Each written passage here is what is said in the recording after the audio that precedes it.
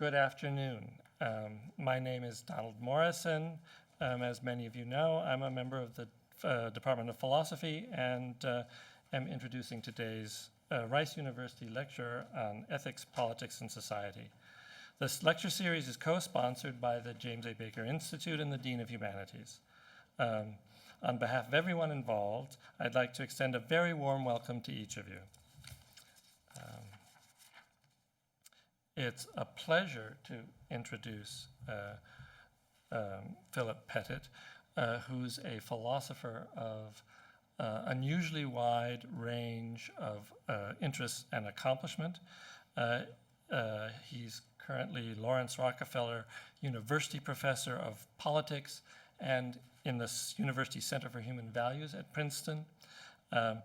One idea of the range, his first book, published when he was in his mid-20s, was On the Idea of Phenomenology, 1969. Then in 1993, he wrote an article for a handbook that he co-edited, The Contribution of Analytical Philosophy to Contemporary Political Philosophy. He's especially known for work in philosophy of mind, social ontology. I love social ontology, theory of societies and group intentions, group mind, and ethics and politics, drawing connections between these different levels as he works. A book that draws these three themes together is The Common Mind, an essay on psychology, society, and politics from 1993. One influential book that he wrote is Republicanism, A Theory of Freedom in Government. A great intellectual historian named Quentin Skinner advanced the thesis with very detailed historical research behind it, that there was a distinctive conception of freedom in ancient Rome, picked up again in Renaissance Italy, that has been relatively neglected since then, which is the idea of not being dominated by someone above you, not having someone above you with arbitrary power over you in your life. Philip Pettit took a look at this conception of freedom and said, I'm imagining here, that's true. And so he wrote, not the historical, but the systematic book, developing this theory of political freedom and giving a philosophical argument for it. One final small fact about him, small when set beside his over 160 articles and numerous books and co-edited books, is that he is currently an advisor to the Prime Minister of Spain about the Spanish government. Not a philosopher king, but a philosopher advisor, one of the great roles in the history of political thought. I'm delighted to turn the podium over to Philip Pettit, who will speak to us on the third dimension of democracy.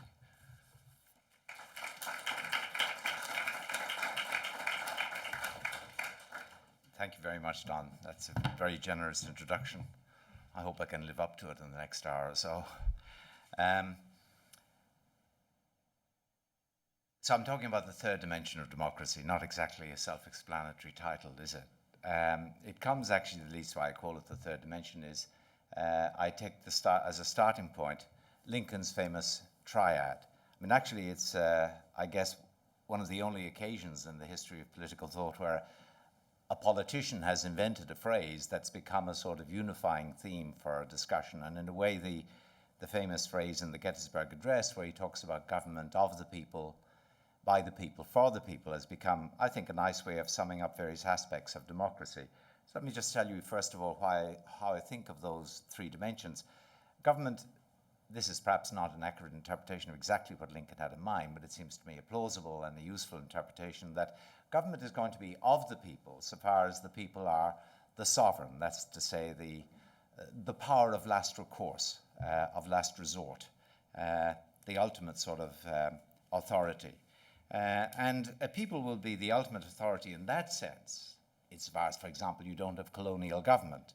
If you've got colonial government, it won't be of the people in that sense. It may be, of course, by the people. Indeed, government in the United States, in the American colonies prior to the founding in 1776, whatever, was actually in many ways by the people, in the sense that people who lived here, at least, let's say the white British who lived here, but they identified as American colonists, it was very much in their hands, but it wasn't of the people, it wasn't of them. They weren't the ultimate sovereign, as indeed they complained. In fact, in some ways you might say that was their major complaint. It wasn't that the tax they had to pay, the stamp duty, etc., was particularly onerous. In fact, one commentator said, it's not because they've got to pay this tax that they complain. It's not because the British government taxes them for 1 penny that they've got to complain. It's because the British government has the ultimate power, and the British Parliament, as he put it, the British people have the ultimate power and could, in theory, tax them for their last penny.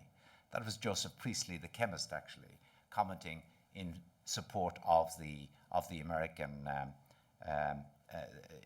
well, not quite the rebellion, because it was just before that, but the American grievance.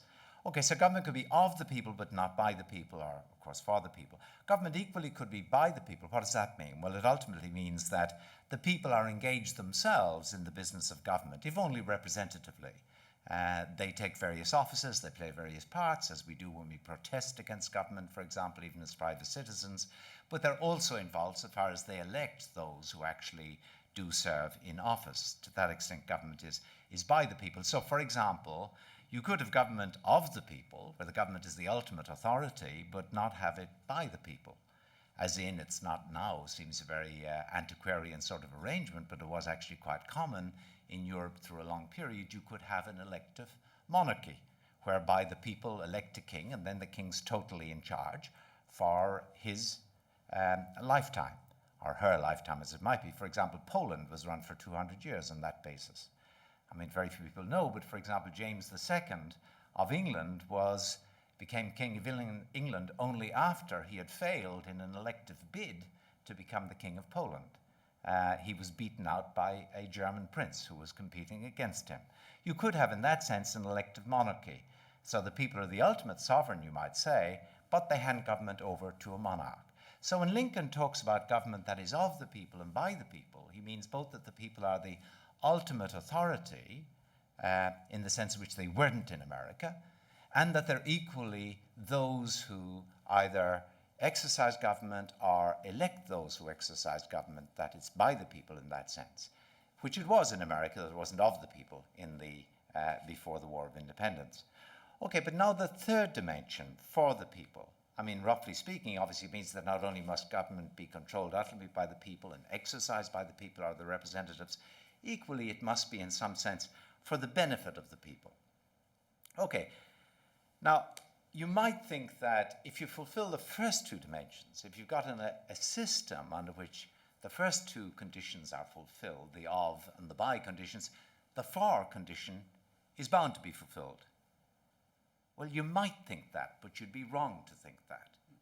Because what the first two conditions guarantee is not that the people, as you might put it, control government. All they guarantee is that people influence government, that they have a causal impact, which may impact in all sorts of ways on what government does, because after all, it's bound to be the case that they elect those in government, and by virtue of governments being of the people, they will almost certainly have a constitution in place that only they can change, and the constitution will constrain politicians. The election may indeed influence politicians in all sorts of ways. How government is done will be influenced by the people for sure, but it may not be thereby controlled by the people. So let's stop for a moment on that notion of influence not being control and think about it, and I should explain what I have in mind. So, at least this is true if you live in the Northeast rather than in the balmy winter temperatures of Houston. The weather has a great influence on the temperature in my house, right? The temperature goes up and it goes down with the weather. The weather influences in that sense. The heating stroke air conditioning system, assume they're just one system, it controls the temperature. What's the difference between the influence of the weather and the control of the air conditioning heating system? Well, that with the system, the heating system, you set it to a given temperature. And what it does is it has an influence on the temperature of the house by putting out hot air or indeed cold air, but it cuts off that influence at whatever point ensures that the temperature is going to stay, say, between 68 and 70.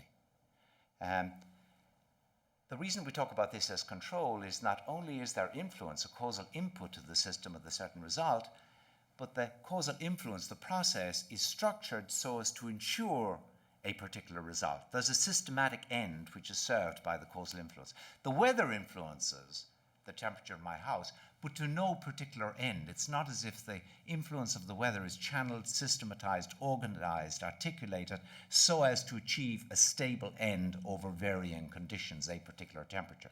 No, it's just a series of inputs, so to speak. Okay, continuing the influence versus control, contrast, if you like, think about the stock market influences government.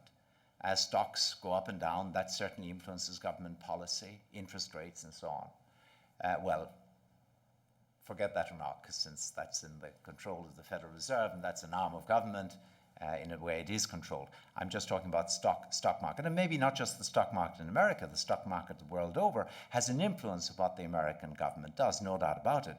But it doesn't control. We'd never say it controls as the government does, because the stock market goes up and down under the more or less arbitrary, jumbled sort of inputs of people's desires to buy and sell, etc., and the fortunes of various corporations. But they aren't, that influence, which will affect government, of course, that influence isn't organized for a particular effect. So it's only when influence is organized for a particular associated effect that I think we should talk about the influence as control. Now, if you had, for example, a party in government, and let's suppose it was a really effective party, it of course would have an influence, people in the party, etc., on what government did, but it would also have a degree of control to the extent to which that influence wasn't arbitrary. It would be directed to, let's suppose, implementing the manifesto of government, or, satisfying the goals that the party had set for government. So the question then is, the fact that government is of the people and by the people, it certainly means the people are going to have an effect. At the very least, they determine, after all, who is going to be in government and who not.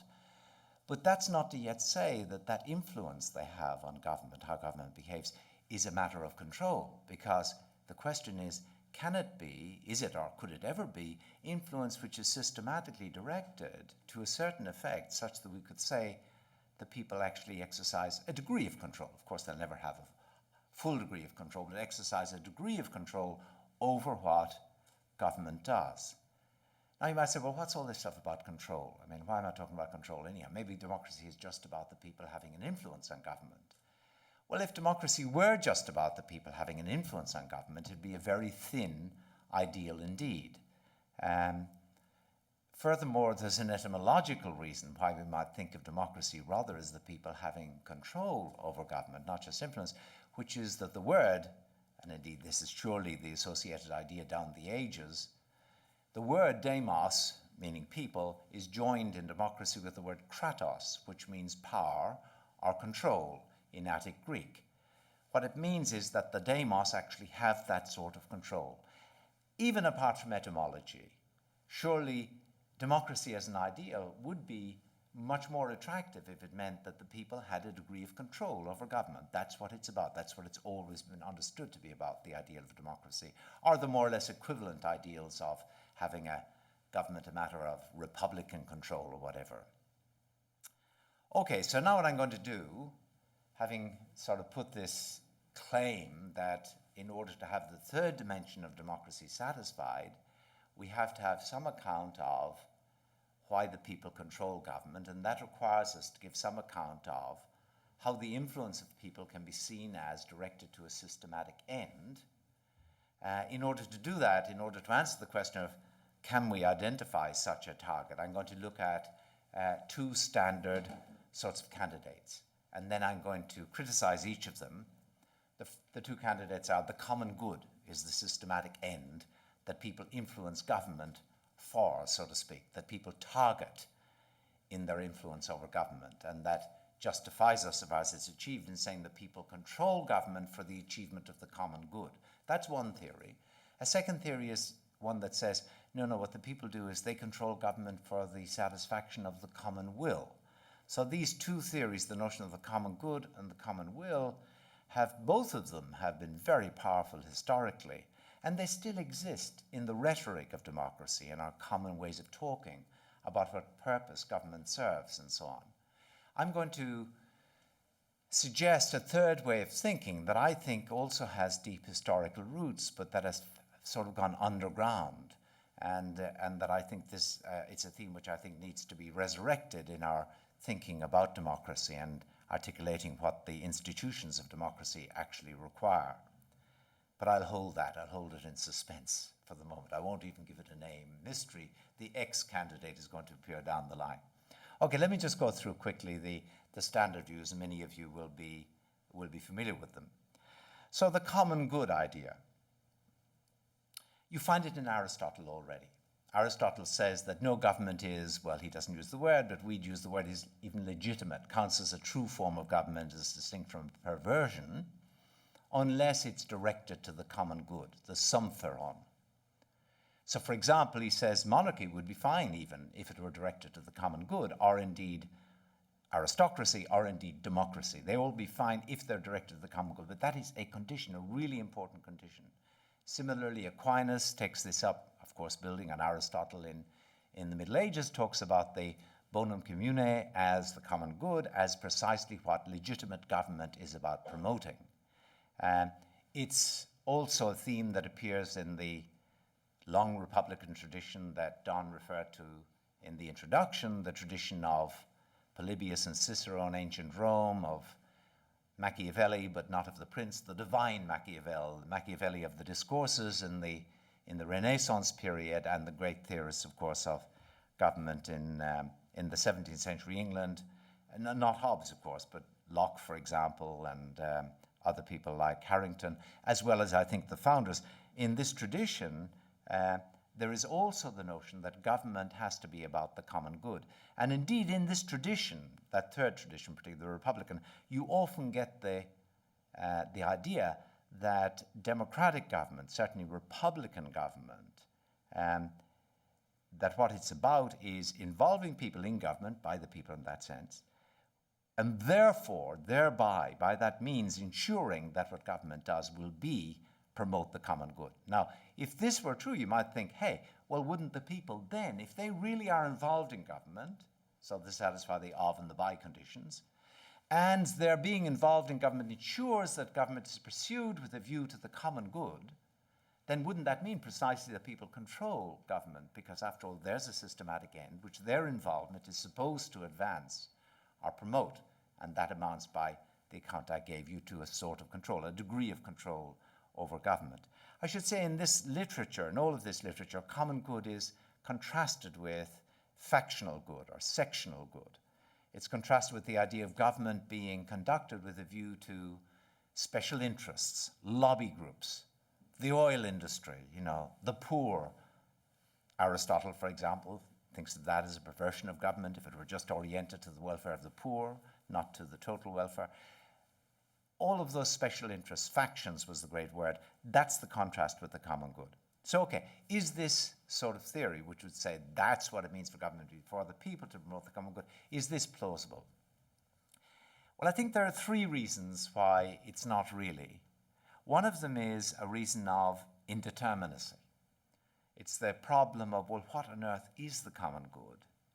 How do you define it? So, for example, do you mean by the common good stuff that everyone is interested in having?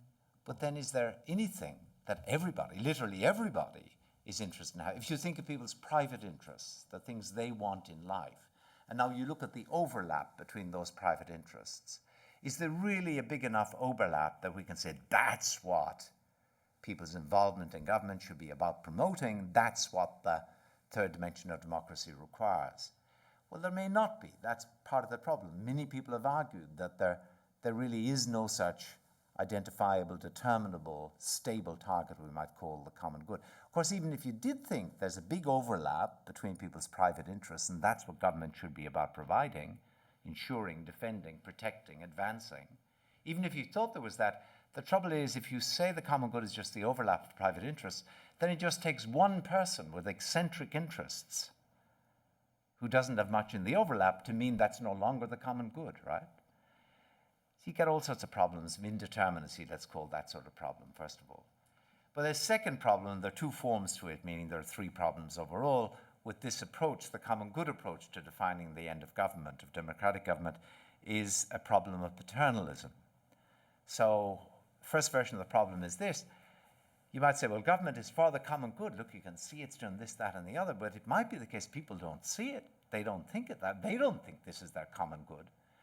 If you thought that what made government democratic after the first two conditions was that it promoted the common good, but then people didn't think this was their common good, this was just the view of the, well, let's suppose you might have a religious government, a sort of theocratic government elected, as, for example, in Iran, with many conditions, it's true, but there's a certain amount of election. But no doubt those who rule, so far as one could see, so far as the mullahs have a huge interest, they're going to have a very clear view about the common good of the people, but it may not be the people's view. It's certainly not all the people's view as to what their common good is. And it would seem strange to say that you ensure the last and full dimensions of democracy by ensuring that government promotes the common good, even if the people don't know it's for the common good. That wouldn't sound very democratic. So that's a second problem. But even if, so to speak, you said, well, look, what makes government democratic is that it promotes the perceived common good. In other words, what people take to be their common good. Even then there's a bit of a problem, because equally it's got to be the case that government promotes this perceived common good because it's the perceived common good. It won't be enough just that government promotes this common good and people say, yeah, I suppose that's really for the common good. But the government isn't forced to promote that perceived common good. It just happens to want what people generally see as indeed being in the common good. If you had a system that was like that, then of course you wouldn't have something approaching a democracy. I mean, actually, when Aristotle said, look, for legitimacy a government has got to promote the common good, and he doesn't seem to have required, though Don knows a lot more than I do about this, he doesn't seem to me, on a first reading at least, to require that people agree that it's their common good. He says it makes a government legitimate, but he would never have thought that it made a government democratic. I mean, after all, for him, democracy does require much, much more than just that it be a legitimate government. He thinks monarchy can be legitimate too.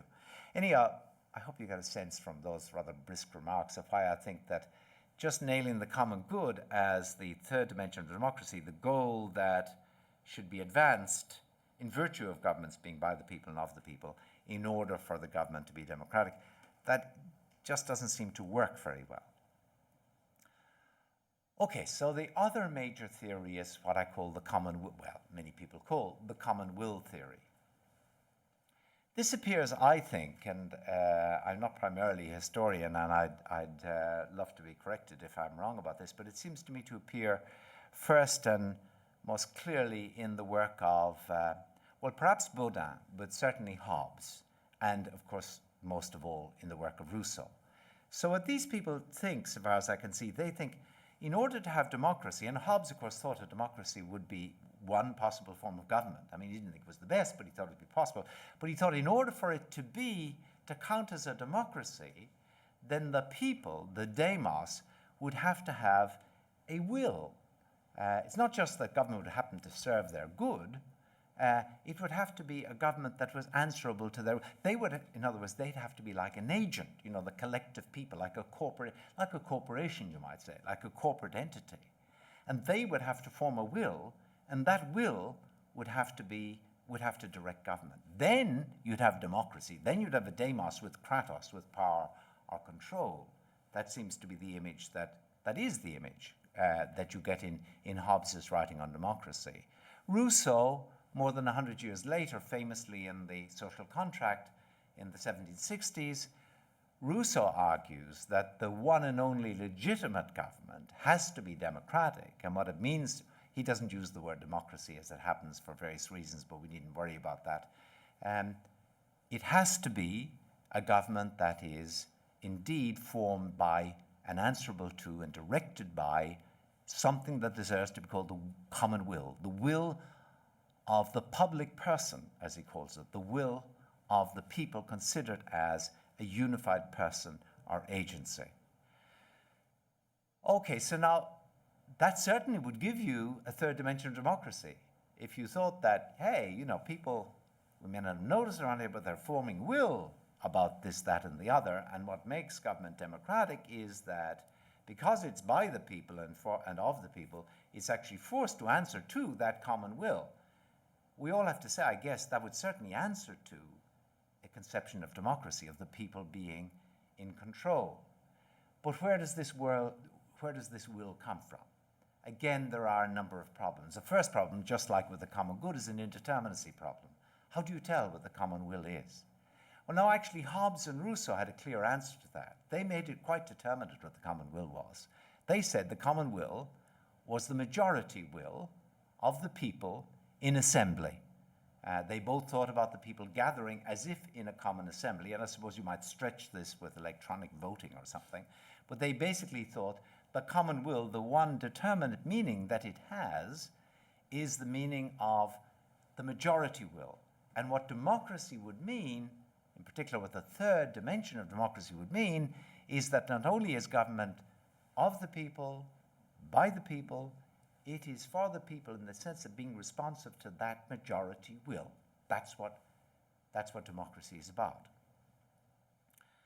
Okay, well, that may get over the indeterminacy problem by saying that the common will is the majority will, but of course, notoriously, that raises other problems which you may choose to live with, but if you do, you'll have to say democracy isn't all that attractive just on its own as a political ideal, and that's a possible position. I'm not ruling it out. Because what you're going to have to say is you're going to have to recognize that the majority will can often be a will that expresses the will of just a stable, continuing majority, and that is systematically to the disadvantage of a minority. In other words, majority will can mean majoritarian tyranny, as indeed most of the theorists of democracy, republicanism from very early on, say from example, certainly very vociferously from the late 18th century, recognized. So for example, in the foundings, among the founders in America, in the Federalist Papers, you find denunciations of elective despotism, of the idea that, so to speak, all that's required of government, as we would say in order to count as democratic, is that the majority will operate, is seen as a possible form of tyranny, the tyranny, as we say, of the majority. That's one problem we're all familiar with. And one response to it is to say, well, look, yeah, hey, democracy is about the majority will. It's of and by the people, and it's for promoting the majority will. But hey, it's only part of our political ideal, because we also have, so to speak, the ideals of liberalism, liberalism not in the partisan sense, which it has only in America, but liberalism in the sense of a defense of individual rights. And so the thought would be democracy is part of our political ideal, liberal rights, protective rights are part of another, and the regime should answer to both in some mix. You might say that. But let's see if we can work with the idea that, oh, hey, democracy is, as it were, the primary value, and we can encode in the notion of democracy something that is more acceptable than just a majoritarian tyranny. But I should say just one thing, and this is stuff that I've worked on elsewhere, as some people may know. Not only is there a problem of majority tyranny with saying the common will is the majority will, there's also a problem of majoritarian incoherence. It turns out, and it's an observation that, for example, Hobbes and Rousseau missed, but it's terribly, terribly obvious once you see it. It turns out that you can have even three totally consistent people, each of them with a set of goals, for example, that cohere with one another, or perhaps a set of judgments that cohere with one another. But when you say we'll take the majority view on each of those judgments, or the majority view on each of those goals, hey, and you put them together, it turns out you get an inconsistent set of goals or set of judgments. If I had a blackboard, I could make it obvious more quickly. Maybe I'll just very quickly mention an example. So suppose you've got, make it terribly simple, you've got 3 people. These might represent 333 or 1,000 or whatever, in a party, let's suppose, or in a government, or among the people who are determining what the government should do. We just take 3 as a representative sample. Think of them as 3 sections of the people, if you like. What's quite possible is the following. Let's suppose you've got a policy issue, like do we hold taxes steady? Do we invest more in defense spending? Do we invest more in other spending, social security, education, or whatever?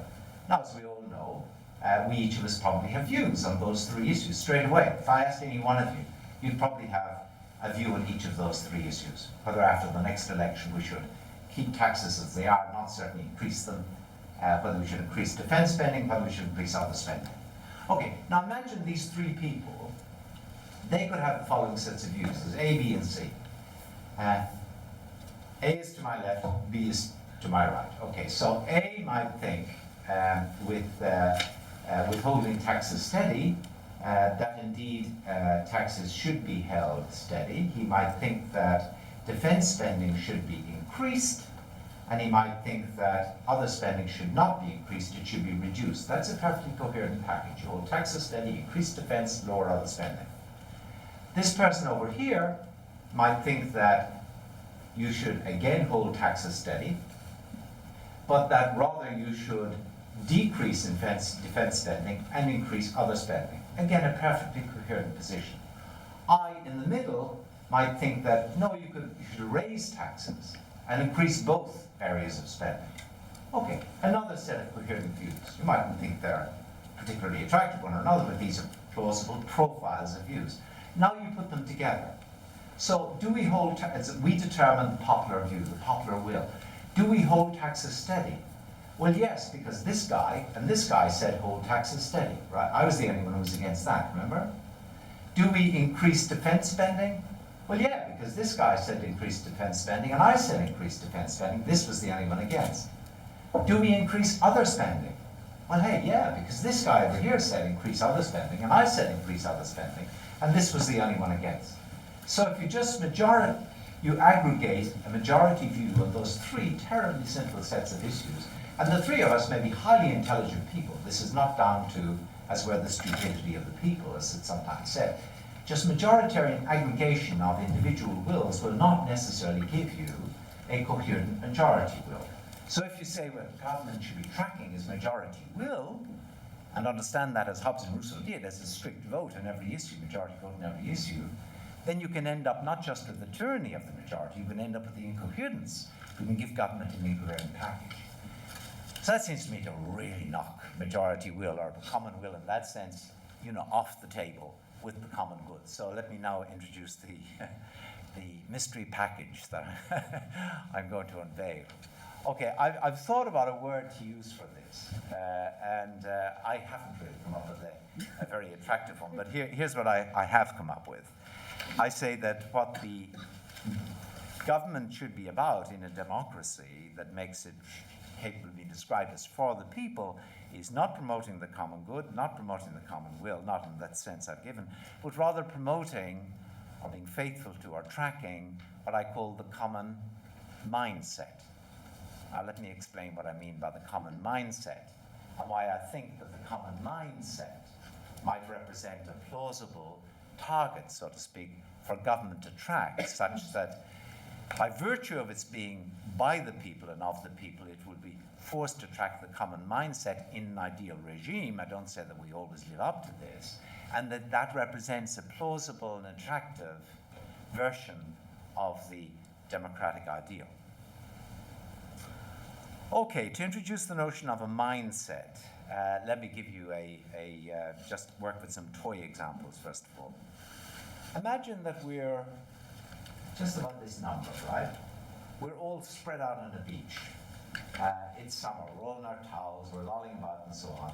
And suddenly there in the sea, we all hear a cry from someone in the waves, and there is a young child clearly struggling, clearly drowning, right? Now you can imagine the sort of thing that can happen, right? People jump up, they look around, someone says, I'm a good swimmer, I can go, right? Someone says, okay, I'll back you up, right? Someone says, I'll go and get the ambulance. Someone says, I'll go and get the, you know, the ring thing that you throw to people. Someone says, I'll prepare, you know, for mouth-to-mouth respiration and so on. You can imagine very often what will happen in these cases is that people sort of course, they cue one another by shouting as in, I'm a good swimmer, and explaining what they'll do. They quickly see an allotment of parts or roles or jobs or tasks to do by them individually or in smaller groups, and they set about doing them. Now, in such a case, it's plausible to say the following, that each of them wants something to happen. They want the child to be saved.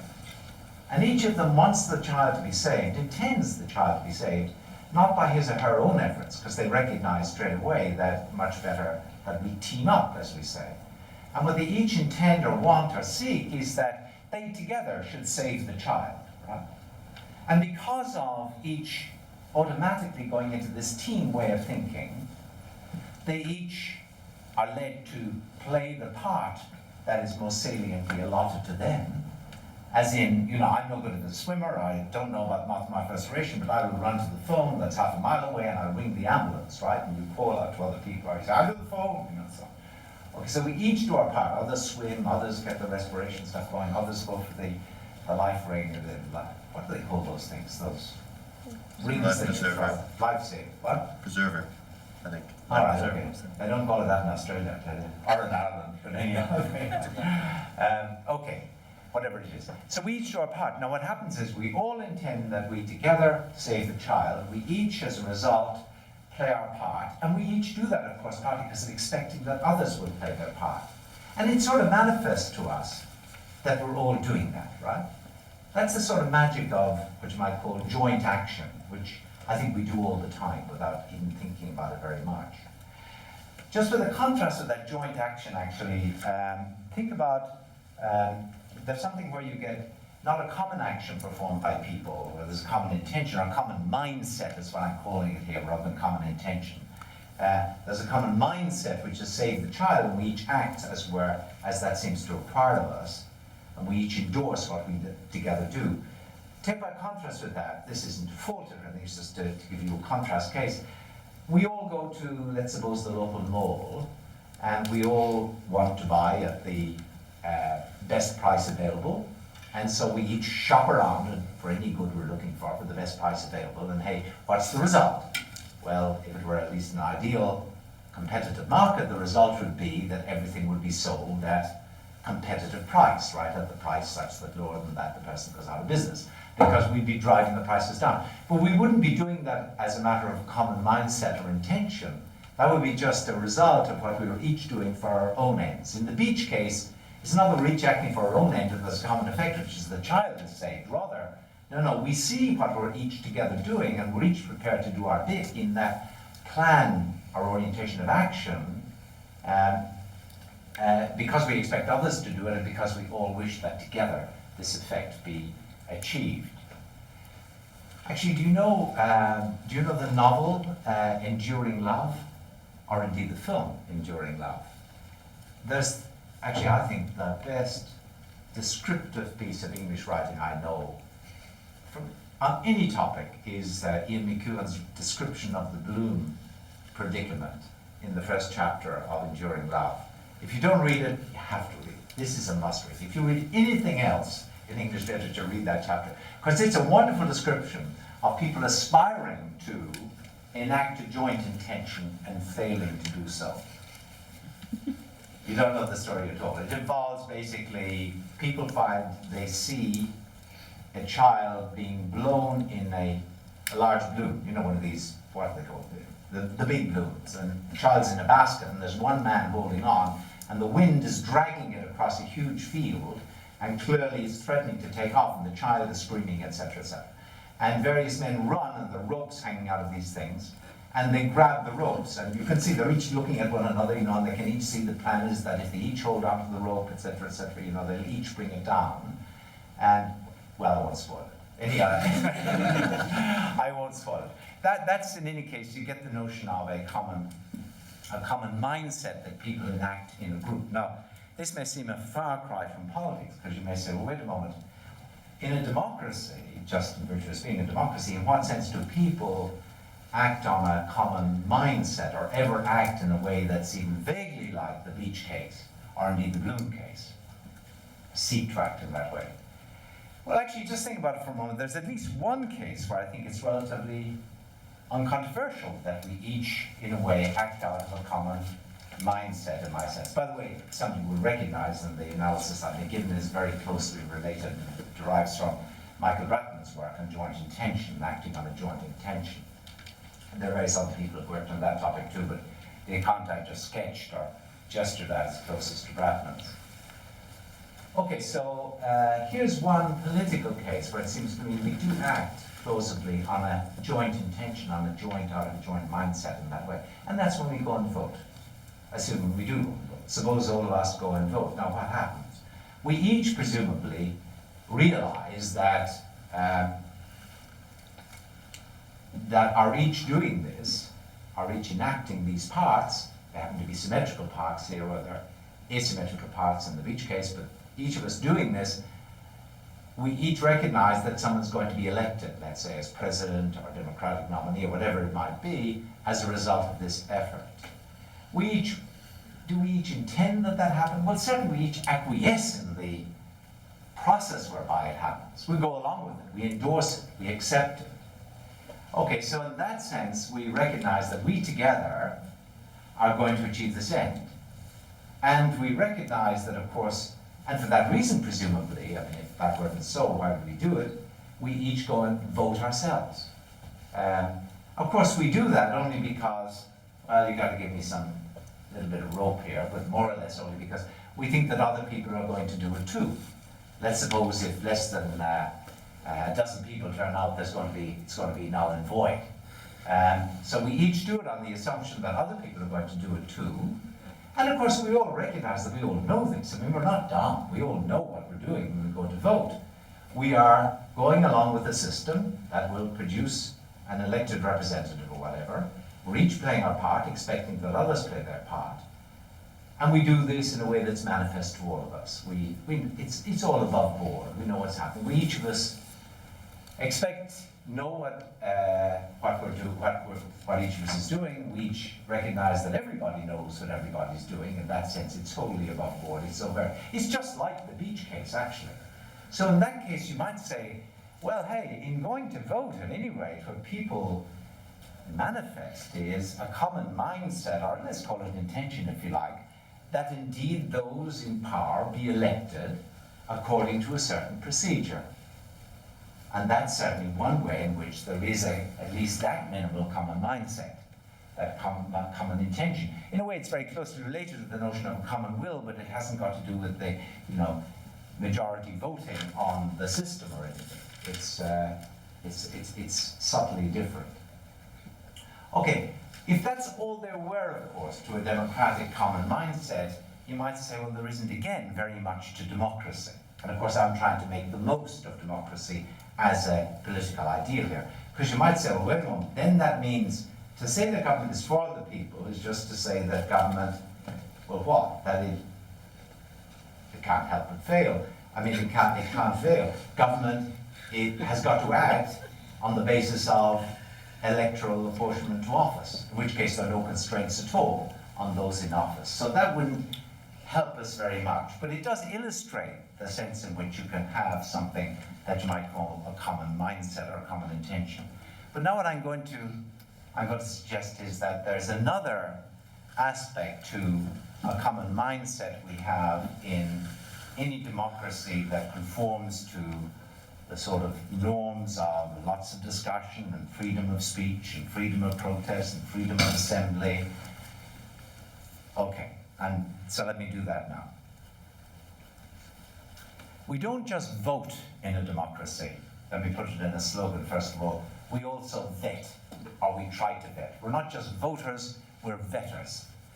We're in fact inveterate vetters, if I can play with words. We're all the time appraising government. determining whether or not we think that what it's doing or what a party promises to do in government is for good or bad, determining, vetting this policy, this initiative, this proposal, this decree, or whatever it might be. To live in a democracy is to be involved not just in voting. In fact, many of us won't be involved in voting, sadly, as we know. I'm all for the Australian system. I say make voting compulsory, but that's another issue.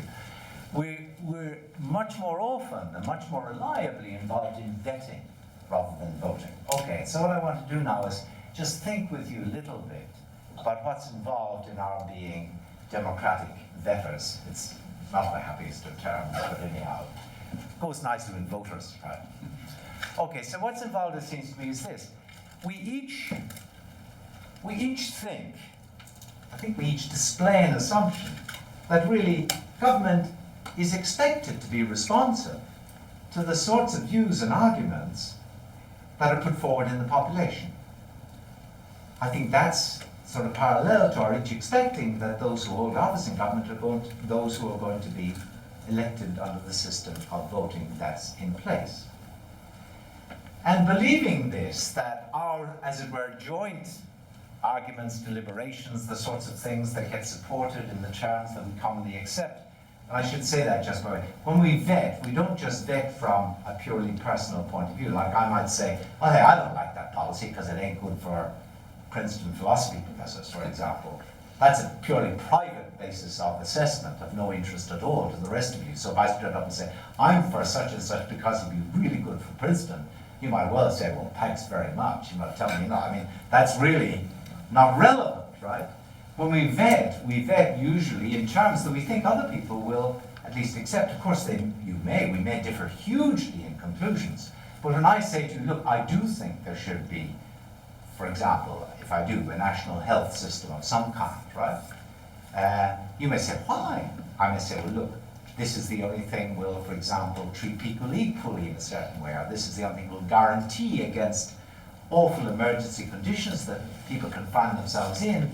And I bet with most of these you'll say, well, okay, I agree, equality is important, but look, hey, what you're forgetting is, let's say, quality of service. Maybe the quality would really, as you maintain, go down if there were a national type service. Or you would certainly say, look, I agree. I mean, we can't just stand by and let people, as it were, go to their graves out of medical emergencies because they don't have the money to pay the doctors. And actually, we do all seem to believe that. Did anybody, for example, think we should neglect New Orleans? Did anyone in American politics say it's not government's business to help out those who were struck by a national disaster such as occurred in New Orleans? We believe all of these things are sort of common terms of argument. We use these terms like equality, helping those in duress, having a safety net, terms like, privacy and government shouldn't intrude too much in life.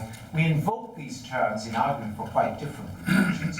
But the really important thing is we invoke common terms, and those who don't know what the common terms are, don't invoke them, just become irrelevant. They just accept it. It's like me arguing for electing someone on the grounds would be good for Princeton, right? It'll be just someone who's put himself out of the debate. Okay, now I say that we display an assumption that government should be responsible to these sorts of arguments that we conduct all the time in our democratic society. And we each, as it were, recognizing that we play our part by forming views. We all of us have views. It's a matter of shame not to have a view.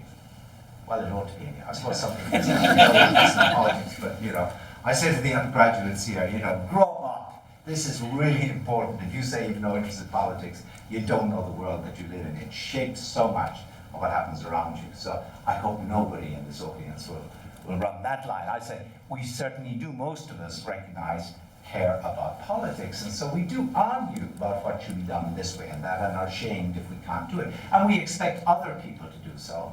And I think it's manifest to all of us that, as it were, how that argument goes ought to have some sort of influence on government.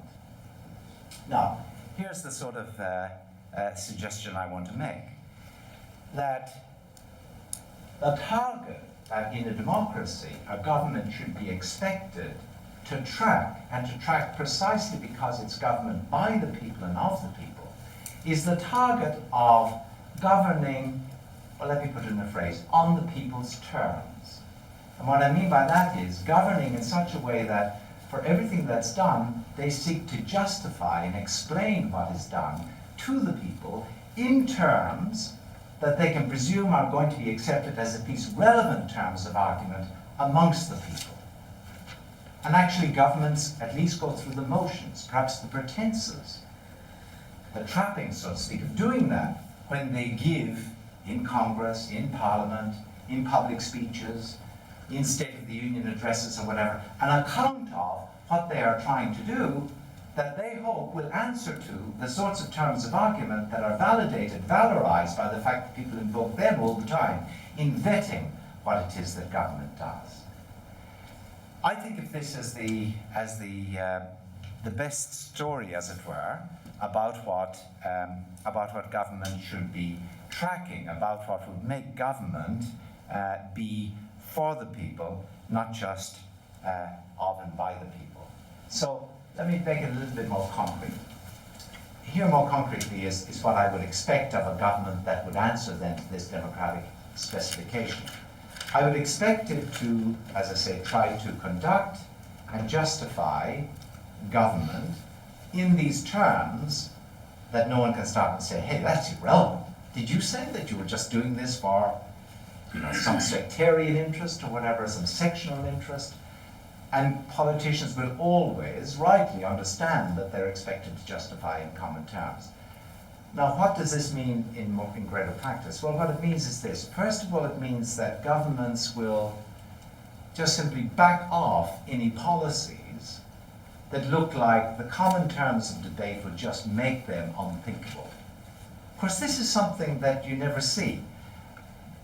There are lots of divisions amongst the policies of different parties in any advanced democracy, but there are an infinite number of policies that no party would ever dream of bringing forward.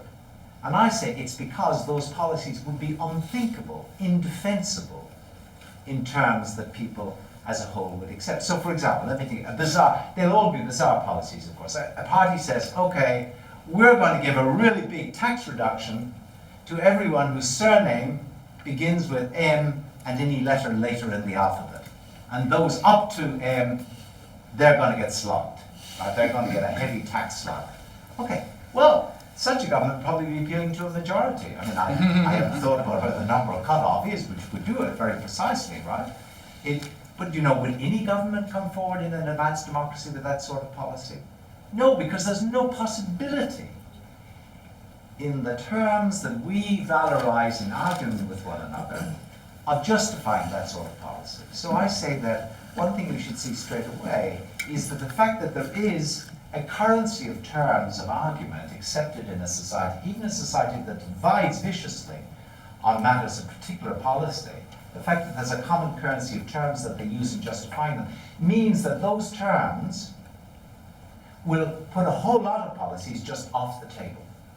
But equally, when you come to policy where there are a number of different policies that can all be justified more or less well in these terms so that they remain on the table, what I think we expect of a democratic government, or should expect of a democratic government, is that those ties are broken by procedures that themselves can be defended to the people, justified to the people, in terms that the people valorize in their own arguments with one another.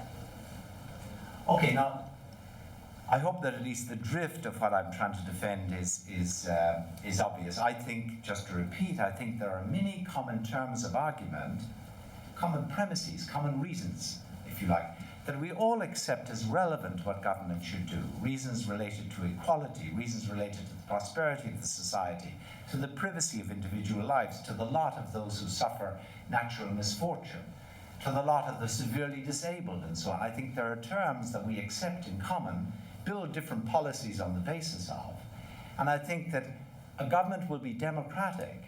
It'll be for the people, more specifically, assuming it's already by the people, it'll be for the people to the extent to which it is government that is systematically forced to track those common terms and to adopt policies and procedures for determining policies that can be justified in those common terms. And that's what I think democracy is about. It should be in the people's name, that's to say it's of the people, it's not a colonial government. It should be by the people's hands or by the people's representatives, not you don't hand it over to an elected monarch or something for his or her, for the term of their natural life. And it should be government which is conducted so as to track the sorts of terms of debate that have currency and validity in the way in which people make sense to one another of the views they have about what government should do. Okay, now Don asked me, when he invited me to give this talk, which I'm very grateful for the invitation, he asked me to make it practical in some ways. So let me just move finally in the last 5 or 10 minutes. I think I'll be going for 40 minutes, is that right? 45 minutes. So let me come finally to a practical institutional matter. So this is a picture of democracy. You may not, I'm not pushing it on you at all, but if you want democracy to be something more than just a partial ideal that has to be balanced with, say, liberal rights ideal, if you want democracy to be a sort of comprehensive ideal, an ideal such that endorsing it will give you not the be-all and end-all of what politics is about, but a basic sort of positive ideal that tells you a lot about how politics should be about and that you can embrace fairly without qualification. If you want that, then I want to say to you, okay, think about democracy in the way I've been recommending. But you may well say, okay, give us an example of where this theory of democracy would actually give us a ruling on, say, as between different institutions. That's the challenge that I took, that Don was putting to me when he asked me to give a practical edge to this talk. Okay, so I thought about it, and here's one that I think it interests me for all sorts of other reasons. I suppose partly historically because I lived much of my life in parliamentary Westminster-type regimes in Ireland and England and Australia, and now live under presidential Washington regime, which is a very different sort of regime. And so what I do think, actually, and what I suggest to you, is that this idea of democracy gives you a particular perspective on whether we should have a presidential system or a parliamentary system. That might seem like an academic question in America today because it doesn't have much chance of changing, to a parliamentary system. But it's not an academic question in lots of countries where, systems are being set up all the time. Democratization has been the name of the game for 15 years or so. Let's hope it continues to be the name of the game, at least so far as a decent ideal of democracy is being implemented. Okay, so let me just describe these two systems very briefly and then ask you yourselves to think about them in terms of the ideal I've been sketching for you. So remember, first of all, in the main difference between a presidential system and a parliamentary system, there are others, but the crucial one is, of course, that in the presidential system you elect the president quite independently of electing the Congress who will pass legislation, of course subject to the veto of the president. They're just two quite different tracks. You elect your representatives from different areas, let's assume under a first-past-the-post type system, and you elect your president on a national basis, again on a first-past-the-post type system. Remember, in the Westminster system, parliamentary system by contrast, you just elect representatives from your different areas. Again, let's imagine in a first-past-the-post system such as England has, or Australia indeed, Ireland's slightly different. And then, this is the big difference, they elect the head of the executive. They elect the Prime Minister, who basically exercises the sort of administrative power that the President exercises in the presidential system. And now think about the difference that that's going to make. Well, maybe you're not so familiar with parliamentary systems, so let me just sketch for you very briefly what's going to happen. What happens is that because the Prime Minister will remain in power and his or her cabinet, like the President selects his or her cabinet, having been elected by the people, similarly the Prime Minister selects his or her cabinet, having been elected by the members of the Parliament. Except that it so happens, but that's not really all that relevant, that the ministers selected in a parliamentary system are already members of the Parliament in almost every case. They're not outsiders. However, suppose you're in a parliamentary system, what's going to happen is that the Prime Minister and his or her government is going to stand only so far as you've got continuing support in the Houses of Parliament, right? That means that, let's suppose it's a simple case where just one party forms government. That's to say there's one party with a majority in the Parliament, and this party therefore elects its leader. It can control parliamentary vote. It's got a majority. It elects its leader as Prime Minister. He forms, or she forms, the government. Now notice that if that majority begins to be loose at the edges and to fray, this Prime Minister is going to fall, because he stays in power only so long as he's got control over the Parliament. Okay, so what's that going to mean? It's going to mean that there's really tight party discipline, right? So we talk in Westminster of a 3-line whip, for example, which means that when people vote in the Parliament, they are subject to the most extreme sanctions if they break party ranks.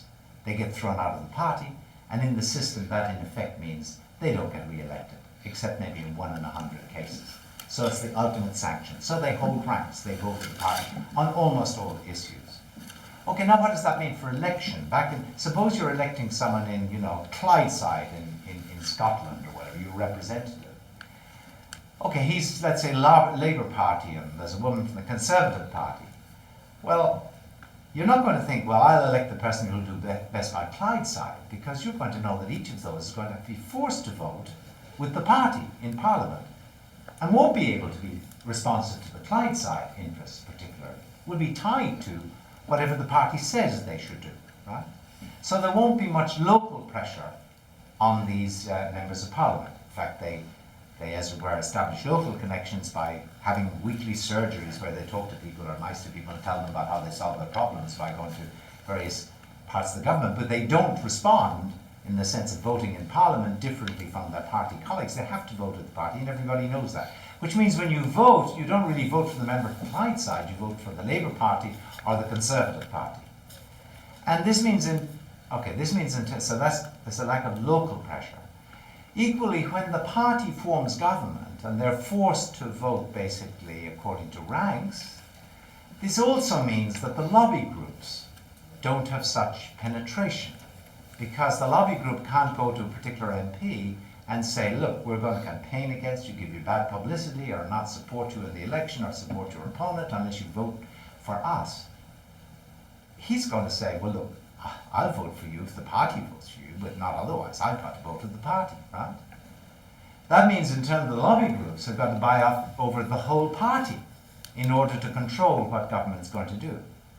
This in turn means that in the parliamentary system, the party in power, assuming it's a single party now, that party in power behaves like a single agent. So what can it do? It's not very responsive locally, and it's not very, very responsive, that's probably better, to lobby groups, private interest groups. And what it does is it decides as a party on its whole programme of legislation over the term of the Parliament if it gets into power, and it can advertise that in the election, and the electorate can know that it's able to live up to that legislative programme, and that if it doesn't, it's likely to cause enough discontent to be put out of government the next time around. Now, what happens in the parliamentary system is, arguably, that the government in power is, so to speak, not very locally sensitive or lobby sensitive, but is constructed in such a way as to be maximally sensitive to the sorts of terms of debate that are alive in the population as a whole. Got to defend its policies. Can't say, well, I tried to do it, but Congress vetoed me, or whatever. I couldn't get it through, Parties can do anything. They're powerful enough, so to speak, to be expected to achieve this. And so I would say in that system, by the sort of ideal of democracy I've sketched, maybe that system serves best in normal politics. I'll come back to that in a moment. Consider by contrast the presidential system, which of course was constructed as a system from the highest possible motives of making sure that government couldn't do too much. And boy, has it succeeded, it seems to me. I think we have a problem in America, which is that government, well, the one area it can really do a lot, where the president is really in charge, is overseas with armies. But when it comes to internally, on health, on education, on all sorts of other things, there are so many veto points, as people say these days, that it's very hard to get anything done. Now think of it in terms of the model I gave you. because Congress is elected separately from the president, the members of Congress can be expected back home, and of course they are, to vote in a way that plays well back in Peoria, that plays well back in the local constituency. So they've got to watch how they vote. They can't say, I had to vote for the party. That doesn't wash, because there's no pressure on the party to hold ranks like there is in the Westminster system. Equally, of course, unfortunately, they're also much easier picked off by the lobby groups.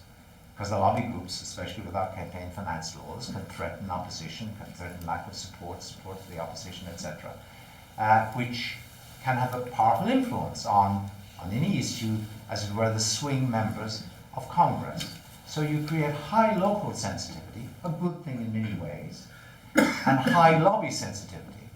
But now you ask, but is there sensitivity as a whole to, as it were, the terms of argument in public debate? And arguably, there's not, because there's no one in control up there. That's the trouble with Washington. I mean, I know this is a really terrible thing to say, but you know, people in America talk about the power in Washington, those horrible people, you know, imposing themselves in our lives. The trouble with Washington is there isn't anyone in control. You know, it's everyone infighting with everyone and no one knowing what on earth you can get to. For every bill, you've got to manufacture a new majority. And that means buying off people with earmarks and all sorts of other sweetmeats, you know, for the local constituent. Another bridge in Alaska, you know, another sort of, you know, army base in Nebraska. That's what you've got to do to get your majority. In the parliamentary system, you've got an assured majority, in some ways a bad thing, but the benefit of having the assured majority is you can then plan your legislation. Here, you've got an assured majority on nothing. You've got to make up the majority in each as you go along, and so no one can be sure of being able to make up the majority in anything, and no one can have a program that they can credibly present as a program they will, not they'll try, they will try, but that they will implement in government. Let me just try one last thought. I want to end this, and it's partly because it's not as fully documented as I like to be able to document it, but I'd also quite like reactions on it.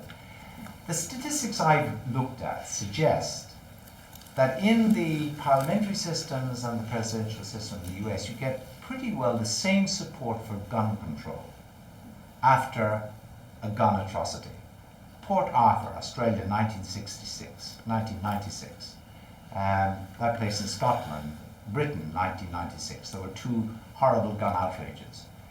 It took something like 2 months in Britain and 4 months in Australia, even though it's a federal system, to get legislation through that really clamped down on the availability of guns. Very tough. It had already been coming off a high base, quite tough, but very, very tough on gun control. Because there was 70% support in the population for gun control. No party, it was then in Australia, for example, it was a Liberal Party, that's to say, the Australian says Liberal, which means Conservative Party, in power.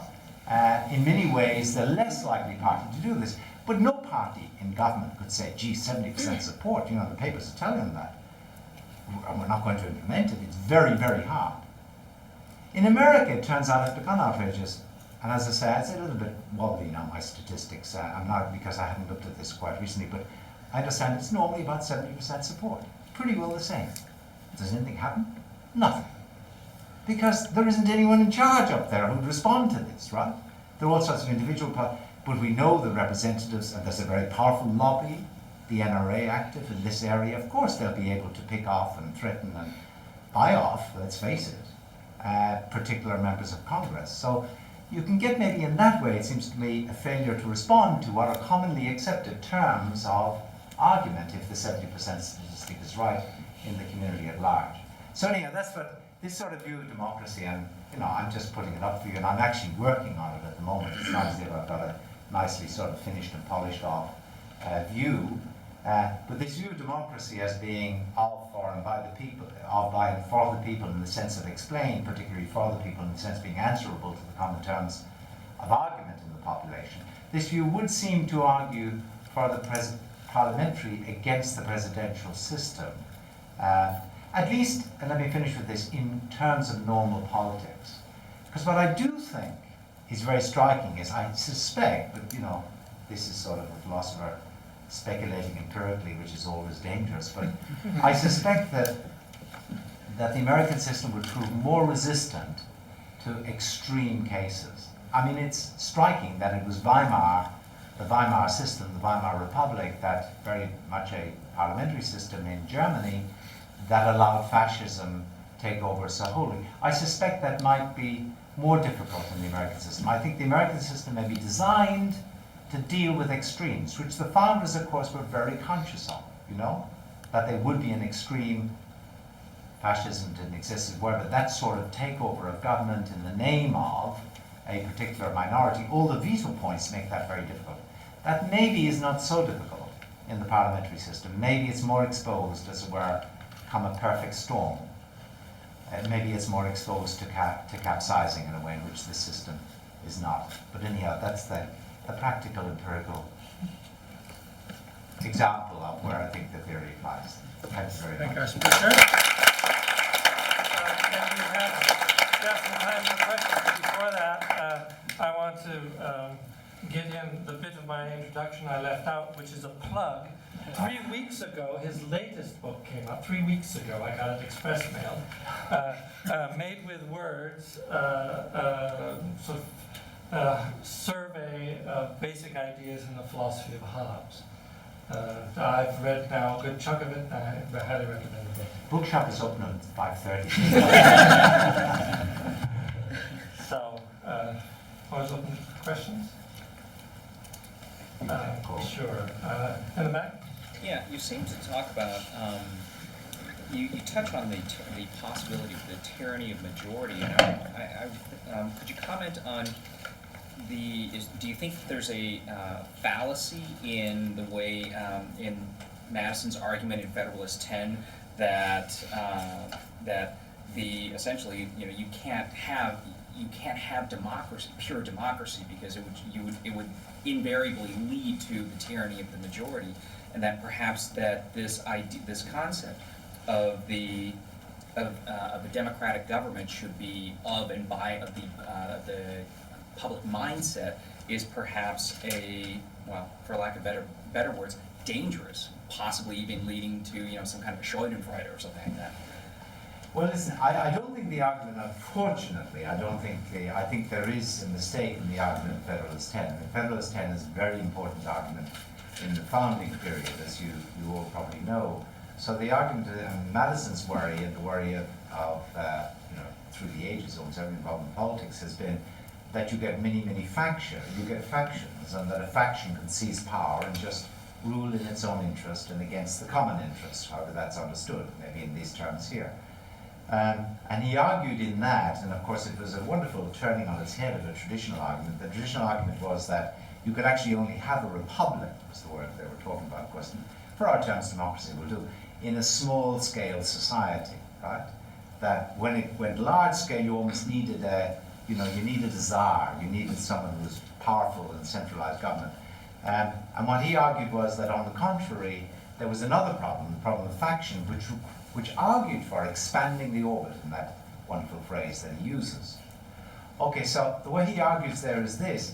He thinks of each of the states or each of the districts as having its own factions. You know, there'll be the A and B faction there, and there'll be the C and D faction somewhere else. And he thinks that as you expand the orbit, these factions will cancel out, so to speak. They'll each have factional interests against the others, but you know, they'll be of no relevance when you go to the large level. What he didn't, for example, seem to realize is that what you could have in each small area is the same sort of factional difference that you had at the larger area. So let's take an example.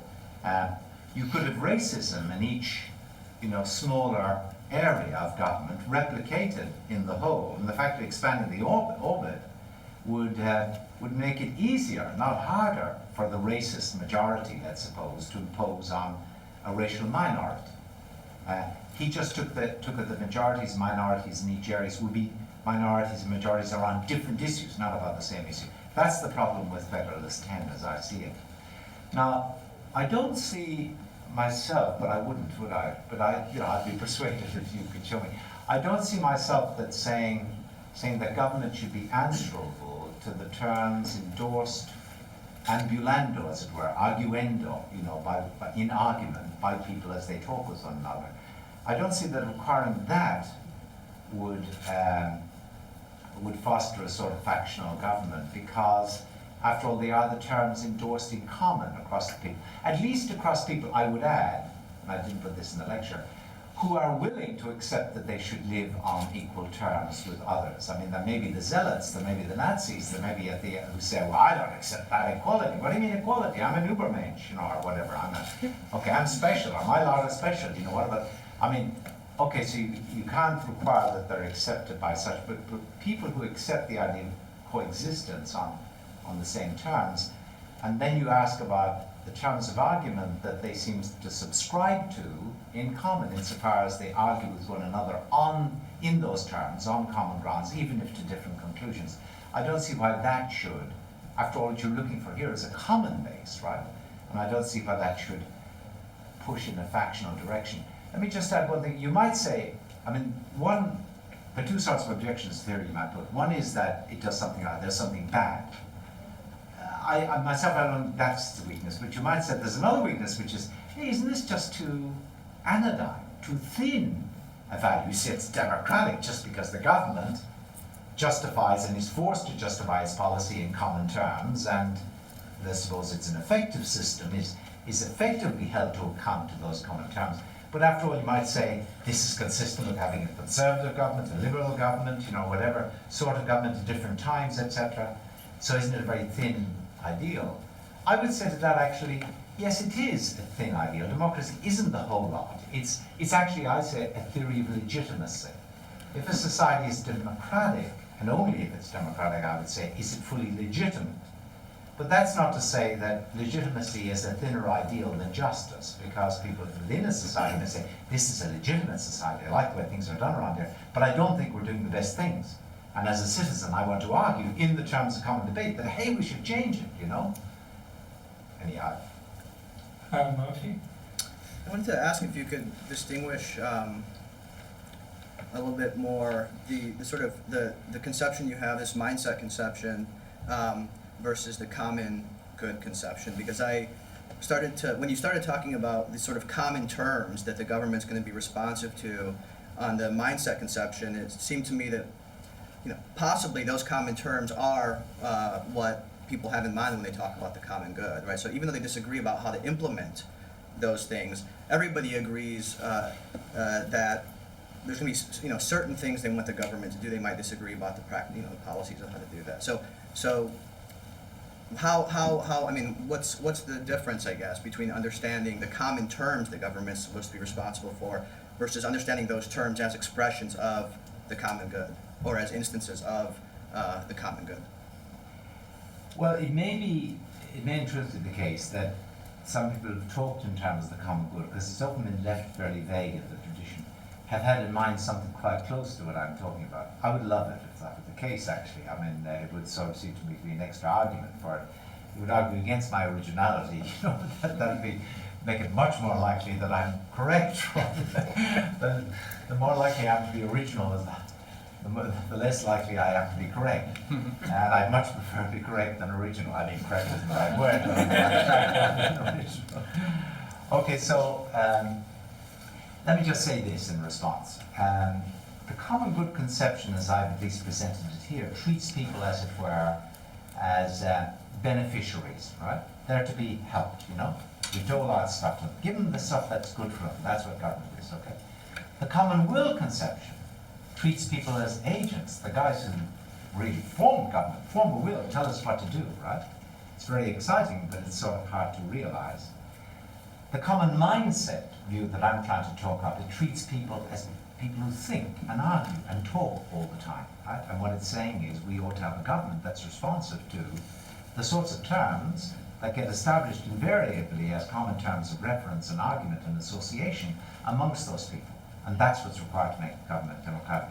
So there are like three different images of the citizen. You know, one is the citizen beneficiary, one is the citizen as actual maker of policy, so to speak, and this is rather as the citizen as, you know, argumentatively involved in thinking about politics. Stefan? I just wanted to, I just want to hear a little bit more, if possible, about what distinguishes common terms or the permissible terms from other terms. Because there's different ways you might do it, but they each seem to present a problem. I mean, you probably wouldn't want to say that it's terms that everyone would agree to. Probably wouldn't want to say, you wouldn't want to put a number like 51% or what have you. And then, you know, worry lurking in the background is if you start putting kinds of evaluating restraints on the common terms, then it looks like a different kind of theory. Okay, so I have a very weak criterion of what makes terms common terms of argument. What I say is this: if I recognize an argument you put, imagine that we're arguing about how we conduct our lives, organize our lives in the desert island on which we've just been lodged. Okay, I regard as, and you stand up, I can say of an argument that you present, I can say it's irrelevant, that's one criticism. I can say it's invalid, that's another criticism. Or I can say it's unsound, as in the premises are false, right? So those are three levels of criticism of an argument. Now, I say that you're arguing in common terms so far as I can't lodge the irrelevance criticism. If I say, okay, that's a relevant argument, I agree. But look, hey, your premises are false, or look, that doesn't follow, it's invalid as an argument. I may add both of those, but just so far as I regard as a relevant argument, then you are arguing in what I call common terms. So what does that mean about common terms? And I would say that short of our having common terms, in this sense, short of our being able to acknowledge relevance of our arguments, even with different conclusions and rival conclusions, short of that, we almost go straight to blows, or go straight to silence. It's a power game. There's nothing we can say to one another, or at least nothing we can sincerely say to one another in the way of mutual persuasion. So the sorts of terms that are common terms, at least looking at our own society and how it operates. So, for example, I would say that any argument that begins with the postulate that, say, we're not all equal, would just count as irrelevant in our sort of society today. In fact, for a deep reason, we're on this island that I imagined. You stand up and you say, well, clearly men are more important than women, right? So here's my argument. This is how we should organize things. Women are second rate. Well, the women are certainly going to say, hey, you can't think that that's going to pass muster in this corner and in this quarter, this half of our society, right? So in order to argue in a way that is going to seem to be a relevant argument from the point of view of everyone, you're going to have to argue in terms that presuppose equality. And we certainly endorse that, I think, in our sort of society nowadays. But equally, you stand up and you say, well, look, if you did this, the great thing about this is that it would mean we'd have very few decisions to make on our personal lives. Governments would run everything for us, it'd be great. Most of us would say, where's he coming from? You'd just not be part of the debate. Again, you wouldn't sort of know your way around our culture, our talk and thought culture, so to speak. In that sense, you wouldn't be arguing in common terms. Now, somewhere I made out a list of what I thought would pass in that sense as common terms in any argument, say, in contemporary American democratic discussion. I can't produce the list for you now, but it seems to me there are those sorts of terms that we do endorse in common. But it's true, it doesn't amount to, well, from inside it doesn't amount to very much, but hey, you move from outside, either historically or geographically, and it can amount to an awful lot. It can mean this is a very distinctive society. And a government's being democratic here means being answerable to those sorts of terms. By the way, of course, an implication is a government's being democratic in another sort of country, like a government's being truly democratic in, let me not just go with examples that'll all be too contentious, might make for quite a different sort of policy. Although I think probably most of us wouldn't regard any such system as legitimate unless it satisfied at least equality. But for example, a society might accept far more intrusion in their individual lives than our society does. I'm taking too long in answering. Stan? I have a question very similar to Morty's. I'm still wondering about why your conception is preferable to the common good conception. And one of the objections against the common good conception was indeterminacy. Right? There's just no single sense of common good available. But it seems to me the same kind of objection can be applied to the common mindset. When you just think about mindsets tracking liberty versus equality, for instance, right? You have these kind of different mindsets around. And so why do you think this indeterminacy problem does not affect the common mindset conception? There are two levels at which the indeterminacy problem might arise. There's determinacy in this way, which to me is the relevant way when you go with the common mindset or whatever, which is to say, okay, it's quite determined. What's required of government is that it, in its policies, should track the sorts of terms that are endorsed by people as a whole. Now, we haven't yet said what those terms are, but at this first level, it's wholly determined. And what you mean by that is that policies that those terms would outlaw are off the table. And where there are where you've got a break, as we most of the time will have to do, between various equally valid candidates, they're broken by procedures. It might be a referendum, it might be a parliamentary vote, it might be a delegation to an expert committee or an impartial group or a court or whatever. Where there are ties to be broken, they should be broken by procedures that answer to those common terms. That's wholly precise. But at a second level, you get imprecision, of course, when you say, well, look, what are the common terms? And at a deeper level still, or a higher level still, what do they support? Of course, that's imprecise.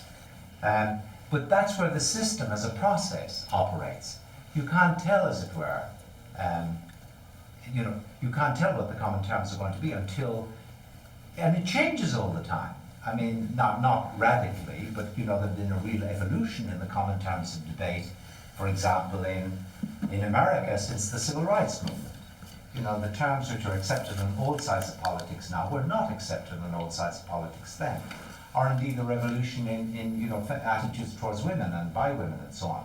Or gays for that matter, I mean, it's a shifting sort of base of what are common terms. When you presented the third dimension, as well as the first and the second, you glossed the third dimension, I thought very plausibly, for the people, for the benefit of the people. But it's hard for me to understand how either the will theory, the common will theory, or the common mindset theory really address this third dimension. It seems to me more plausible or more natural as answers to the first and the second dimensions, right? I just don't see how you can answer or sort of flesh out this third dimension without saying something about what's good for the people, right? So of all these three answers, only the common good answer seems to speak very directly to the question. And the other related question that I have is that, can you say a little bit more about the difference between your view, the mindset view, and the will view? I mean, they both seem to be about some sort of common state of mind, shared belief, shared interest, or something like that. They're very similar. Okay, strike the word benefit from the record. I mean, I did misspeak when I said the third dimension, for the people, should be understood as for the benefit of the people. Because benefit does suggest strictly common good, right? But just go more abstract. Think about the different interpretations that might be given of the idea that government is for the people, not just by and not just of, but for the people. And I think it's perfectly plausible to say, well, one interpretation is that it delivers for the people what is good for the people, even if they don't know it. That's the common good theory. Common will theory says, well, it gives the people what they demand. It answers to their will. And the common mindset theory says, well, it gives the people something that can be justified to the people in terms that the people recognize as relevant. So benefit should maybe, the for shouldn't be understood in terms necessarily of benefit. That's why I say strike it from the record. Now, on the second issue, what's the second issue you raised about how Can I just tiny follow-up? Aren't you interpreting the will theory as a theory of the good? Aren't you interpreting it as a theory of well-being or welfare? right? I mean, it's a sort of a preference kind of theory of good, in which case it would be best described as a version of the good theory. Otherwise, I don't see how it can really speak to the third dimension. It does speak to the first and second dimensions quite directly. It explains why, you know, it's a government by the people, of the people. But I don't see how it can help you explaining how it is for the people. It doesn't intuitively. Yeah, I think our intuitions differ on that. I mean, it's a very abstract phrase. Okay. Government is for the people, and you know, I just see the will. But the second question, the will is one interpretation of that, and the common intention or whatever is the other. But your second question about what's the difference between the will and the Right. mindset sort of Right. view, I think that's a very good question, because actually you could interpret you could talk about, for example, the joint intention of the beach, I almost said the beach party, which you know what I mean, the group on the beach. Right. You might talk about their intention to set that the child be saved as a matter of a will that they formed, right? And equally, you could talk perhaps about a common will that government be conducted according to justified to the people in terms that the people endorse, right? So you could certainly carry over the word will and say that, you know, this is just an interpretation of what will involves. When I set up the contrast, it's partly because the common will tradition is understood in the tradition does always refer to a majoritarian type will, a will that is formed in an explicit way like that about a particular matter. So maybe the terminology could be adjusted. Maybe you might see the manifest benefit as another version of the common will, a different sort of version of the common will story. I mean, I'd be quite happy with that. That's just a matter of the packaging.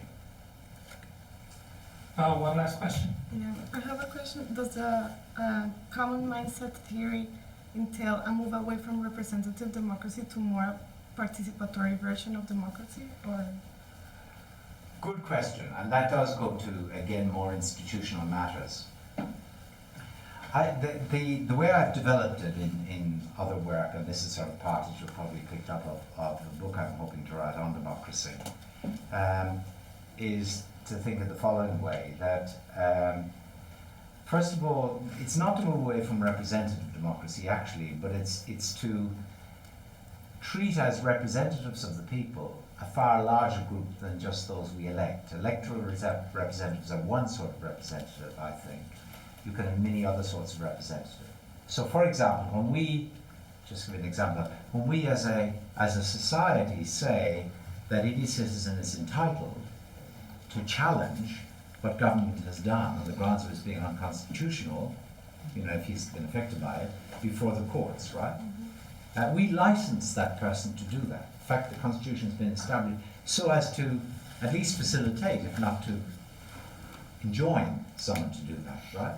And when someone does that, it's part of the system operating, and it seems to me it's part of the system operating so as to ensure that government is, in the terms accepted, justifiable the way it behaves. Because the Constitution you've got to take, of course, as part of the common terms, right? So I would say that you've got to think of democracy, if you think of it as being oriented to this goal, you've got to say, hey, this means that the operation of democracy isn't just what happens in Washington and the Congress, it's also what happens when people go to the courts, it's also what happens when people write to the press, it's also what happens when people gather in the streets, when they have a demonstration or a manifestation or whatever. Democracy is, you know, happening all around us, so to speak, if you think of it as a system operating so that government is forced to be justified to the people in the terms of the people. This contestation, you know, I think of democracy as essentially contestatory. Actually, Aristotle had it all. I mean, he said that, you know, if you didn't have rotation in and out of office, which he thought was the ideal and which is clearly unavailable to us, you had at least two important functions. One was electing to office, and the other was holding to account those in office, right? And after all, in this story I'm telling, you'll only have a hope of getting government to be for the people if those in government are continually held to account. So there'll have to still be representatives in the electoral sense, but they're going to have to be a lot of the rest of us, you know, doing various things, challenging, talking, writing, you know. If I can just end with my favourite quote from the history of political theory, it's where Adam Ferguson, a great 18th century Scottish writer, a Republican, in my sense of republicanism, this long tradition, he says that what keeps a society healthy and basically democratic in our sense is not just a paper constitution, let alone an unwritten constitution, which is all you had in Britain, but he said that's important, he thought, but he said what really matters, he says, and he talks about the people of Britain, you know, this is a Scotsman, you know, talking about the new Britain that includes Scotland with England and Wales, and indeed Ireland at the time. He says it's the recalcitrant zeal of this turbulent people, the recalcitrant zeal of this turbulent people. That's a great phrase, you know, and that's really what is going to keep democracy healthy in terms of my understanding of democracy, of its being not just often by the people, but for the people, in the sense of being held answerable and accountable to the people continually. Government forced to be like that, under public challenge, under popular pressure. Thank you.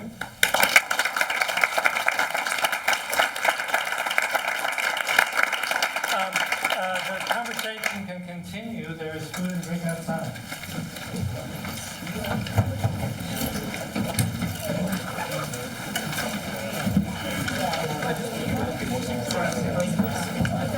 Yeah.